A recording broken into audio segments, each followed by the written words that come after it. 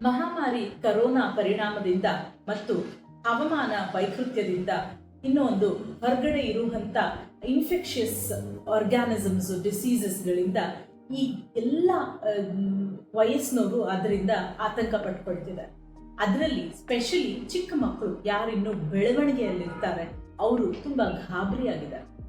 ಅವ್ರ ತಾಯಂದ್ರು ನಮ್ಮ ಹಾಸ್ಪಿಟಲ್ಗೆ ಬಂದಾಗ ಅವ್ರದ್ದೇ ಆದಂಥ ಪ್ರಶ್ನೆಗಳು, ನಮ್ಮ ಮಗು ಸರಿಯಾಗಿ ಊಟ ಮಾಡ್ತಾ ಇಲ್ಲ, ತುಂಬ ಕಿರಿಕಿರಿ ಮಾಡ್ತಾ ಇದ್ದಾನೆ, ಅವನ ತೂಕ ಮತ್ತು ಎತ್ತರ ಎರಡೂ ಬೆಳೀತಾ ಇಲ್ಲ, ತುಂಬ ನಿಧಾನವಾಗಿ ಮಾತಾಡ್ತಾ ಇದ್ದಾನೆ, ಮಾತಿನ್ನೂ ಸರಿಯಾಗಿ ಸ್ಪಷ್ಟವಾಗಿ ಬರ್ತಾ ಇಲ್ಲ, 3 ವರ್ಷ ಆದ್ರೂ ಅವನ ಕಾನ್ಸಂಟ್ರೇಷನ್ ಇಲ್ಲ, ಸಣ್ಣ ಪುಟ್ಟ ಅನಾರೋಗ್ಯಗಳಿಂದ ತುಂಬ ಬಳಲ್ತಾ ಇದ್ದಾನೆ. ಇಂಥ ಎಲ್ಲ ಪ್ರಶ್ನೆಗಳಿಗೆ ನಮ್ಮ ಹಂತ ಇರುವಂಥ ಒಂದು ಉತ್ತರ ಅಂತ ಅಂದರೆ ಸ್ವರ್ಣಬಿಂದು ಪ್ರಾಶನ.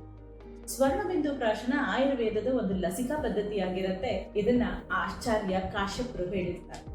ಸೊ ಇದ್ರ ಹೆಸರಲ್ಲಿ ಹೇಳಿದಂಗೆ ಇದು ಬಂಗಾರ ಮತ್ತೆ ಒಂದಷ್ಟು ಹರ್ಬಲ್ ಮೆಡಿಸಿನ್ಸ್ ಅಂದ್ರೆ ವಚ, ಬ್ರಾಹ್ಮಿ, ಶಂಖಪುಷ್ಪಿ ಇದೆಲ್ಲ ಬ್ರೈನ್ ಡೆವಲಪ್ಮೆಂಟ್ಗೆ ಹೆಲ್ಪ್ ಆಗುವಂಥ ಮೆಡಿಸಿನ್ಸ್. ಇದರಿಂದ ಸ್ವರ್ಣಬಿಂದು ಪ್ರಾಶನ ಅಲ್ಲ ಬಂಗಾರ ಗುಟ್ಟಿ ಅಂತ ಹೇಳಿ. ಇದನ್ನ ಯಾವ ವಯಸ್ಸಿಂದ ಶುರು ಮಾಡಬೇಕು, ಎಲ್ಲಿವರೆಗೂ ಕೊಡಬೇಕು ಅಂತ ಅಂದ್ರೆ ಇದನ್ನ ಪುಟ್ಟದಾಗಿಂದ 16 ವರ್ಷದವರೆಗೂ ಇದನ್ನ ಮೆಡಿಸಿನ್ ಕೊಡ್ಬೋದು. 16 ವರ್ಷ ಆದಾಗ ಮಗುದು ದೈಹಿಕ ಮತ್ತೆ ಬೌದ್ಧಿಕ ಡೆವಲಪ್ಮೆಂಟ್ ಸಾಕಷ್ಟು ಆಗಿರುತ್ತೆ. ಅದಕ್ಕೆ ಇದು 16 ವರ್ಷದವರೆಗೂ ಅಂತ ಹೇಳಿ.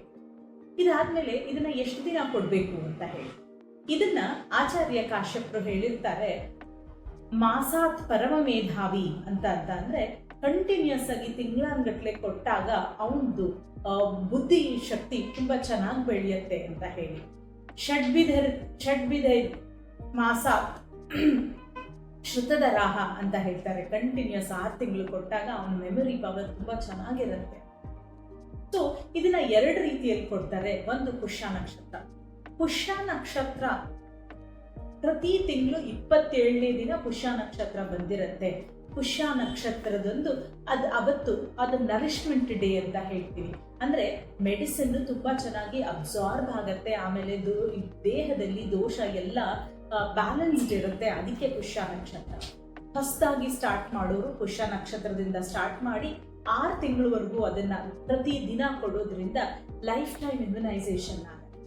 ಈಗ ನಾನಾ ಕಾರಣದಿಂದ ದಿನ ಕೊಡಕ್ಕೆ ಆಗಲ್ಲ ಅನ್ನೋರಿಗೆ ಎವ್ರಿ ಪುಷ್ಯ ನಕ್ಷತ್ರದಂದು ನಮ್ಮ ಹಾಸ್ಪಿಟಲಲ್ಲಿ ಸ್ವರ್ಣಬಿಂದು ಪ್ರಾಶನ ಆಗ್ತಾ ಇರುತ್ತೆ. ಅದರ ಸದುಪಯೋಗ ನೀವೆಲ್ಲ ಪಡ್ಕೋಬಹುದು.